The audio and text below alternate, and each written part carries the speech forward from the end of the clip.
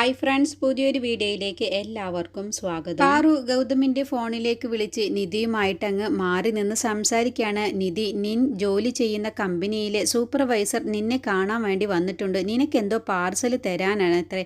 എന്നിട്ട് നിൻ്റെ കയ്യിൽ നിന്നും സൈനും വാങ്ങണം എന്നൊക്കെയാണ് പറയുന്നത്. അതുകൊണ്ട് നീ എന്തെങ്കിലും പറഞ്ഞ് ഗൗതമിനോട് എന്തെങ്കിലും ഒരു നുണ പറഞ്ഞുകൊണ്ട് നീ ഇങ്ങോട്ട് വാ. ഇപ്പോൾ ഇവിടെയാണെങ്കിലോ വസുന്ധരയില്ല. വസുന്ധര വന്നു കഴിഞ്ഞാൽ ആകെ പ്രശ്നമാവും. നീ ഒന്ന് പെട്ടെന്ന് വായോ എന്നൊക്കെ പറഞ്ഞിട്ട് പാറു ഫോൺ വിളിക്കാൻ കേട്ടോ. അങ്ങനെ ഫോൺ വെച്ച ശേഷം ഗൗതമിനോട് പറയാണ്, ഞാൻ വീട്ടിലേക്കൊന്ന് പോവട്ടെ ഗൗതം സാർ, അമ്മയ്ക്കുള്ള കഞ്ഞിയുമായിട്ട് ഞാൻ വരാം, പിന്നെ ഒന്ന് ഫ്രഷ് ആവുകയും ചെയ്യാം ഗൗതം സാർ, അതുവരെ ഇവിടെ ഇരിക്കുമോ എന്നൊക്കെ ചോദിക്കുമ്പോൾ ഗൗതം അങ്ങ് സമ്മതിക്കാൻ കേട്ടോ. അപ്പോൾ നീ എങ്ങനെ പോകുമെന്ന് ചോദിക്കുമ്പോൾ ഞാനൊരു ഓട്ടോയിൽ പോയിക്കോളാം എന്ന് പറയുമ്പോൾ അത് വേണ്ട, നീ കാർ എടുത്തുകൊണ്ട് പോയിക്കോ, അങ്ങനെയാകുമ്പോൾ പെട്ടെന്ന് നിനക്ക് പോയിട്ട് വരാമല്ലോ എന്നങ്ങ് പറയട്ടോ. അങ്ങനെ ഗൗതം തന്നെ നിധിയെ കാറിലേക്ക് ഇരുത്തുന്നതും അതുപോലെ ഗൗതം തന്നെയാണ് നിധിക്ക് കാറിൻ്റെ സീറ്റ് ബെൽറ്റ് ഇട്ട് കൊടുക്കുന്നതൊക്കെ. അപ്പോൾ നിധി വല്ലാതെ അങ്ങ് ഗൗതമിനെ അങ്ങ് നോക്കി പോവാൻ കേട്ടോ. ഗൗതമിൻ്റെ ആ ഒരു കെയറിങ്ങും സ്നേഹമൊക്കെ കാണുന്ന സമയത്ത് അങ്ങനെ നിധി ഇങ്ങനെയൊക്കെ കാണുന്നു. നിധി ഒറ്റയ്ക്ക് കാർ ഓടിച്ച് പോകുന്നതും ഗൗതം നിധിയോട് കൂടുതൽ സ്നേഹിക്കുന്നതൊക്കെ കാണുന്നത് രേണുക ഒരു ഓട്ടോയിൽ വീട്ടിൽ നിന്നും കണ്ടുവരികയാണ് കേട്ടോ. ഓട്ടോയിൽ വന്ന് ഇറങ്ങുകയാണ്. അപ്പോൾ അതെല്ലാം ഒളിച്ചു നിന്നുകൊണ്ട് തന്നെയാണ് രേണുക കാണുന്നത്. അങ്ങനെ ഇത് കാണുമ്പോൾ രേണുകൾക്ക് നന്നായിട്ട് തന്നെ ദേഷ്യം വരികയാണ്. അമ്മ അവിടെ ICUയിലാണ്, എന്നിട്ട് മരുമകനും മോളും കൂടി കിന്നരിക്കാൻ നിൽക്കുന്നത് കണ്ടില്ലേ എന്നൊക്കെ ഇങ്ങനെ സ്വയം രേണുക മനസ്സിലങ്ങ് കരുതാണ്. നിധി കാർ ഓടിച്ച് പോയി കഴിഞ്ഞ ശേഷം രേണുകക്ക് അസൂയ സഹിക്കാൻ വയ്യാതെ തന്നെ വസുന്ധരയുടെ ഫോണിലേക്ക് അവങ്ങ് വിളിക്കാൻ കേട്ടോ. അപ്പോൾ എന്തിനാണാവോ ഇനി ഇവൾ വിളിക്കുന്നത് എന്നുള്ള ഭാവത്തിൽ വസുന്ധര ഫോൺ എടുക്കുകയാണ്. എന്നിട്ട് ചോദിക്കുകയാണ്, എന്താ രേണുക എന്ന് ചോദിക്കുമ്പോൾ, അതെ, ഞാനൊരു പ്രധാനപ്പെട്ട കാര്യം പറയാനാണ് വിളിച്ചത്. എന്താന്ന് വെച്ചാൽ പറ എന്ന് പറയുമ്പോൾ, ഇന്നലെ രാത്രി ഇവിടെ ഒരു സംഭവം ഉണ്ടായി.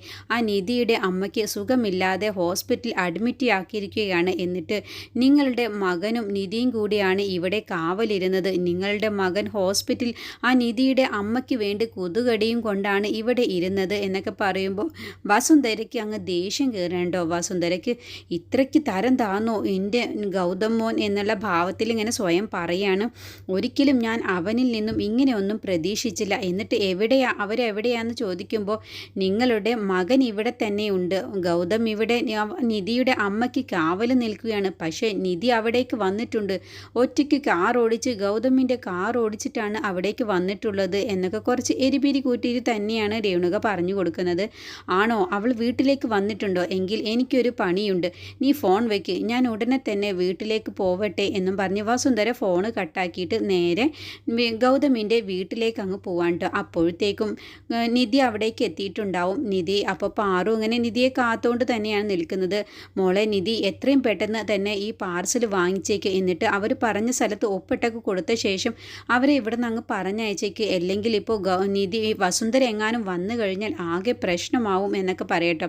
അപ്പോൾ അവരെവിടെയാന്നൊക്കെ ചോദിക്കുമ്പോൾ അവിടെ ചായ കൊടുത്തിട്ട് പാറു അവിടെ ഇരുത്തിയിട്ടുണ്ടാവും കേട്ടോ. അങ്ങനെ നിധിയെ കാണുമ്പോൾ, ഞാൻ ഇങ്ങോട്ട് വന്നത് ഒരു പ്രധാനപ്പെട്ട കാര്യം സംസാരിക്കാനാണെന്ന് പറയുമ്പോൾ നിധി പറയുന്നുണ്ട്, അതിന് സാറിന് എന്നെ ഒന്ന് ഫോൺ വിളിച്ചാൽ മതിയായിരുന്നു, ഞാൻ ഓഫീസിലേക്ക് വന്നായിരുന്നല്ലോ, അത് കുഴപ്പമില്ല, ഞാൻ കുറച്ച് ശമ്പളം കൂട്ടിയിട്ടുണ്ട് എന്നുള്ള കാര്യമൊക്കെ പറയാൻ വേണ്ടിയിട്ടും നിൻ്റെ ജോലി കമ്പനിക്കാർക്ക് നന്നായിട്ട് തന്നെ ഇഷ്ടപ്പെട്ടിട്ടുണ്ട്, അതുകൊണ്ട് നിനക്ക് പ്രൊമോഷൻ ഉണ്ട് എന്നൊക്കെ പറയാൻ വേണ്ടിയിട്ടാണ് ഞാൻ വന്നത്. പിന്നെ ഇതിൽ കുറച്ച് രേഖകളുണ്ട്, അത് പ്രധാനപ്പെട്ടിട്ട് തന്നെ ചെയ്തു തീർക്കാനുള്ളതാണ്, അതിനെക്കുറിച്ച് ഒന്ന് പറഞ്ഞു തരാം എന്നും കരുതിയിട്ടാണ് ഞാൻ നേരിൽ വന്നത് എന്നൊക്കെ പറയട്ടോ. അങ്ങനെ ലാപ്ടോപ്പിൽ ഞാൻ ഇന്നലെ ചെയ്ത വർക്കുകളൊക്കെ പെൻ ഡ്രൈവിൽ ആക്കിയിട്ടുണ്ട്, ഞാൻ അത് എടുത്തുകൊണ്ട് വരാം സാർ എന്നും പറഞ്ഞ് നേരെ നിധി റൂമിലേക്ക് അങ്ങ് പോവാൻ കേട്ടോ. അപ്പോഴത്തേക്കും അവിടേക്ക് വസുന്ധര എത്തിയിട്ടുണ്ടാവും.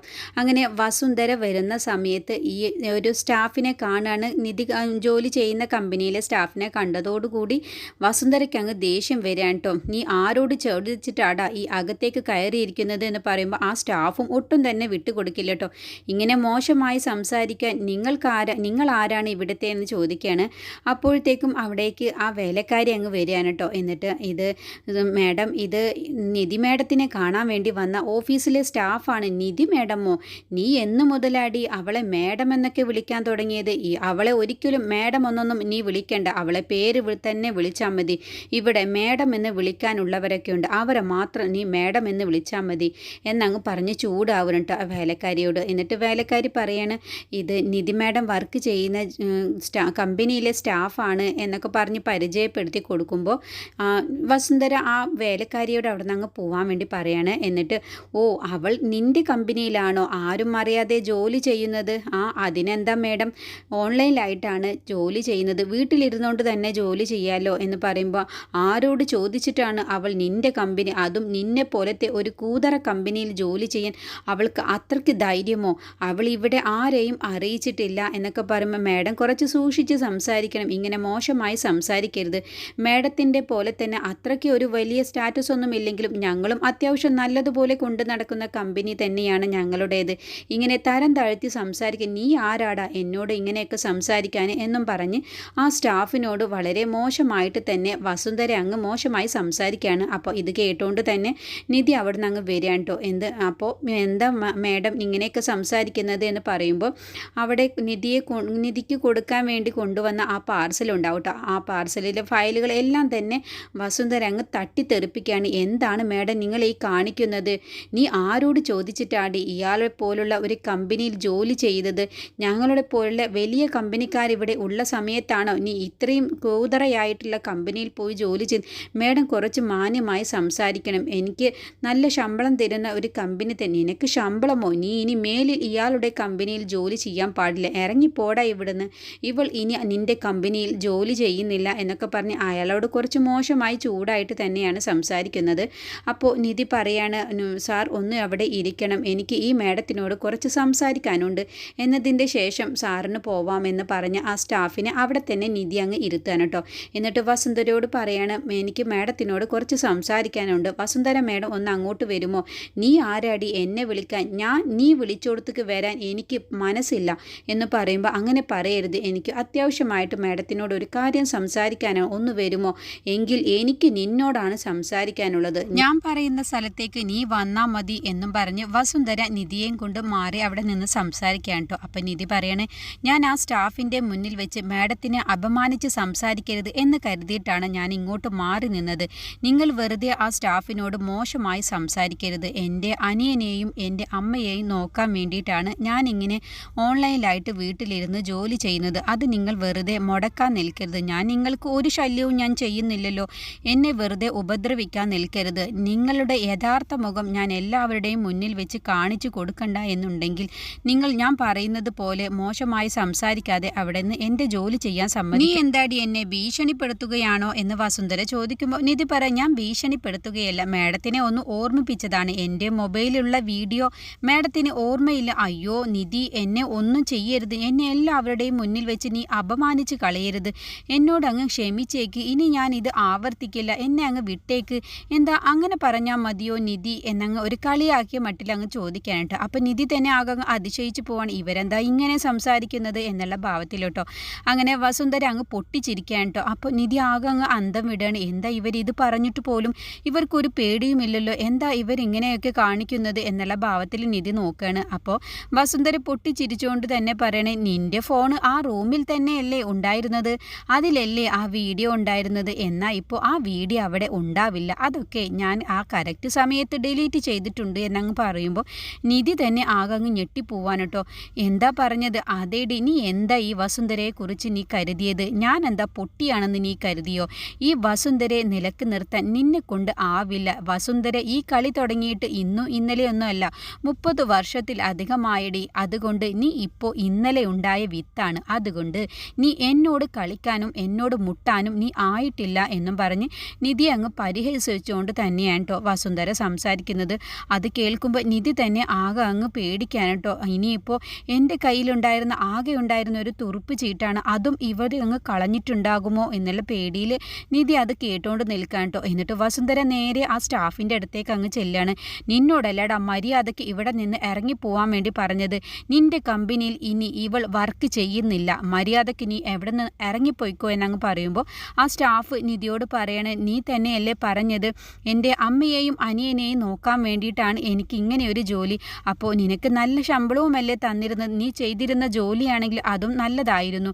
അതുകൊണ്ടാണ് നിനക്ക് ഇനി പ്രൊമോഷൻ തരാം എന്നൊക്കെ ഞങ്ങൾ കരുതിയത്. പക്ഷേ ഇത്രയ്ക്കധികം അപമാനിക്കും എന്ന് കരുതിയില്ല.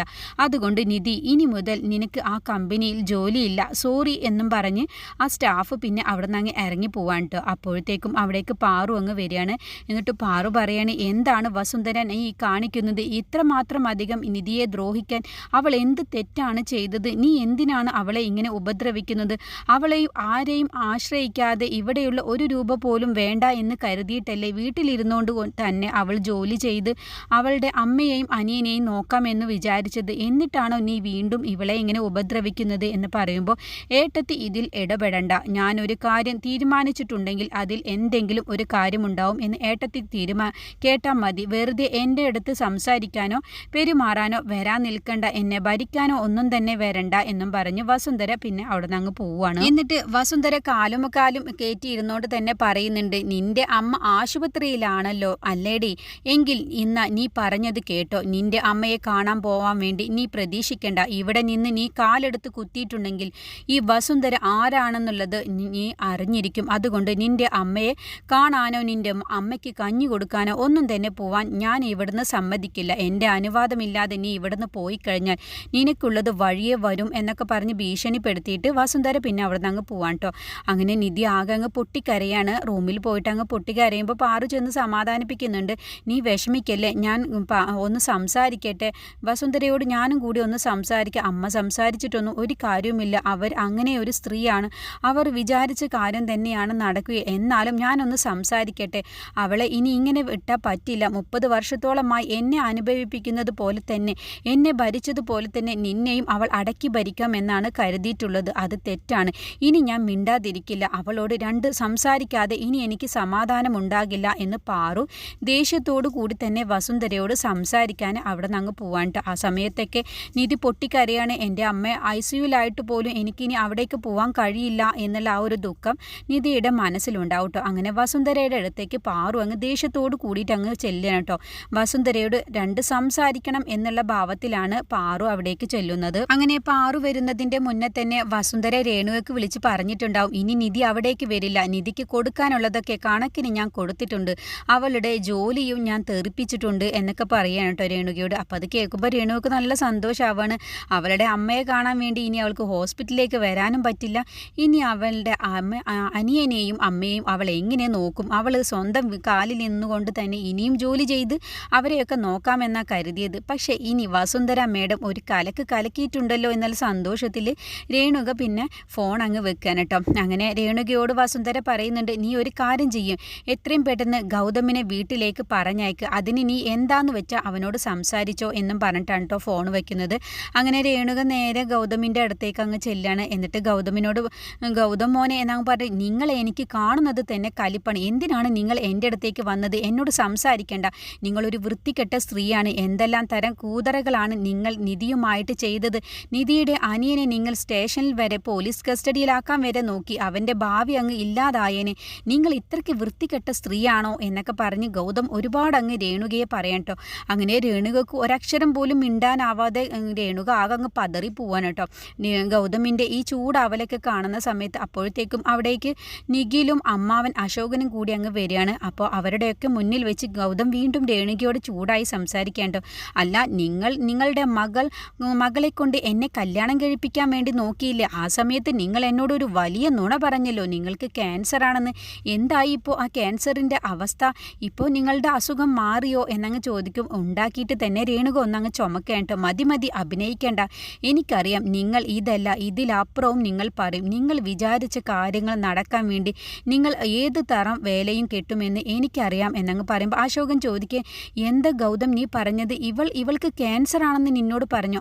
നീ ഈ കല്യാണം പെട്ടെന്ന് നടക്കണം, എൻ്റെ മോള് കല്യാണം നടന്ന് കിട്ടുന്നത് എനിക്ക് കാണാൻ വേണ്ടിയിട്ടാണ് ഗൗതം, എനിക്ക് ഇങ്ങനെ സുഖമില്ലാത്തതല്ലേ, അതുകൊണ്ട് എൻ്റെ മോളുടെ കല്യാണം എത്രയും പെട്ടെന്ന് കാണണം എന്നൊക്കെയുള്ള വലിയൊരു നുണ തന്നെയാണ് ഇവരെന്നോട് പറഞ്ഞത്.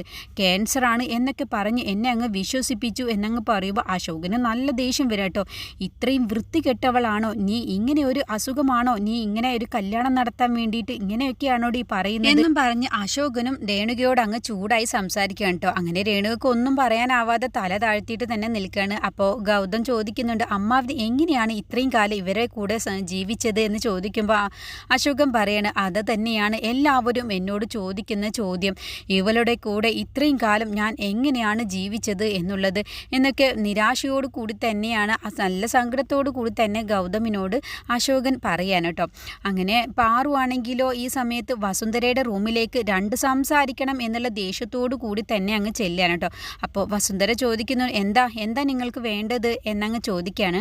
അപ്പോൾ എനിക്ക് വസുന്ധര നിന്നോട് കുറച്ച് സംസാരിക്കാനുണ്ട് എന്നും പറഞ്ഞിട്ട് നന്നായിട്ട് തന്നെ ചൂടായിട്ട് അങ്ങ് സംസാരിക്കാൻ ഒരുങ്ങാണ്. അപ്പോൾ വസുന്ധരയോട് സംസാരിക്കുന്നതിൻ്റെ മുന്നേ തന്നെ പാറു ഗൗതമിനെ വിളിച്ചിട്ടുണ്ടാവും. ഗൗതമിൻ്റെ ഫോണിലേക്ക് വിളിച്ചിട്ട് പറയുന്നുണ്ടാവും, നിധിയുടെ അമ്മയുമായിട്ട് ഇങ്ങനെ സംസാരിക്കാവും കേട്ടോ. ഗൗതം മോളെന്താ വരാത്തത് ഗൗതം എന്നൊക്കെ ചോദിക്കുമ്പോൾ അമ്മയ്ക്കുള്ള കഞ്ഞിയും എടുത്തുകൊണ്ട് വരാമെന്നും പറഞ്ഞിട്ടാണ് നിധി പോയിട്ടുള്ളത്. ഒന്ന് ഫ്രഷ് ആയിട്ടാണ് നിധി ഇവിടേക്ക് വരൂ എന്നൊക്കെ പറഞ്ഞ് സംസാരിക്കുമ്പോഴാവും പാറുവിൻ്റെ ഫോണ് ഗൗതമിൻ്റെ ഫോണിലേക്ക് വരുന്നത്.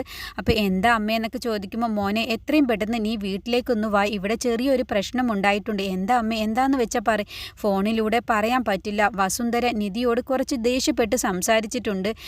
ഇനിയിപ്പോൾ അവളുടെ അമ്മയെ കാണാൻ വേണ്ടി ഹോസ്പിറ്റലിലേക്ക് പോവണ്ട എന്നൊക്കെ പറഞ്ഞ് ചൂടായിട്ടാണ് സംസാരിച്ചത്. നിധിയാണെങ്കിലോ റൂമിൽ പൊട്ടിക്കരഞ്ഞുകൊണ്ടിരിക്കുകയാണ്. മോനെ നീ ഒന്ന് പെട്ടെന്ന് ഇവിടേക്ക് വാ എന്നും പറഞ്ഞിട്ടാണ് കേട്ടോ പാറു ഫോൺ വിളിച്ചിട്ട് വെക്കുന്നത്. അങ്ങനെ അവരെ ആരെയും അറിയിക്കാതെ ഗൗതം പെട്ടെന്ന് തന്നെ അവിടെ നിന്ന് പോകാൻ വേണ്ടി ഒരുങ്ങാണ്. അപ്പോൾ എന്താ മോനെന്ന് ഒന്നുമില്ല, എനിക്ക് അത്യാവശ്യമായിട്ട് ഓഫീസിലെ ചില കാര്യങ്ങൾ ചെയ്ത് തീർക്കാൻ എനിക്ക് വീട്ടിൽ പോയിട്ട് ഒരു പ്രധാനപ്പെട്ട കാര്യമുണ്ട്.